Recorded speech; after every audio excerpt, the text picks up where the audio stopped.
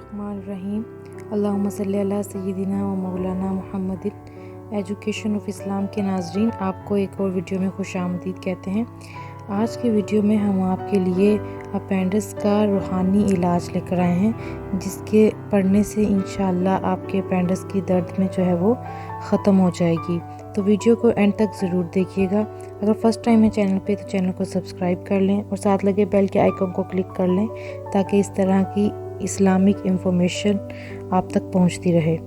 Video start करते हैं। जैसा कि आप सल्लल्लाहु अलैहि वसल्लम ने हर बीमारी से शिफा के बारे में बताया है, तो अपेंडिक्स का भी एक रूहानी इलाज है जो आज की इस वीडियो में हम आपको बताएंगे। अपेंडिक्स का इलाज कुछ इस तरह से है कि आपने जब भी आपको अपेंडिक्स की दर्द हो तो सबसे पहले बहुत ज़्यादा पानी पिया करें। पानी पीने से वो दर्द में कुछ उसकी शिद्दत में कुछ कमी वाक़ई हो जाती है। लेकिन एक रूहानी इलाज है, वो भी हम आपके साथ शेयर करेंगे।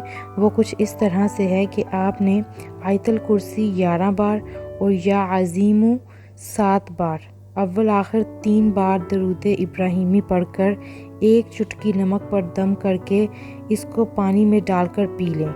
ये अमल 3 दिन तक करें। दिन में 3 बार भी कर सकते हैं और 3 दिन करें। इंशाअल्लाह अज़्ज़वजल अपेंडिक्स का दर्द ख़त्म हो जाएगा। देखा, जब भी कोई अपेंडिक्स की दर्द होती है तो ये पानी की कमी की वजह से होती है, तो इसलिए पानी का इस्तेमाल ज़्यादा किया करें।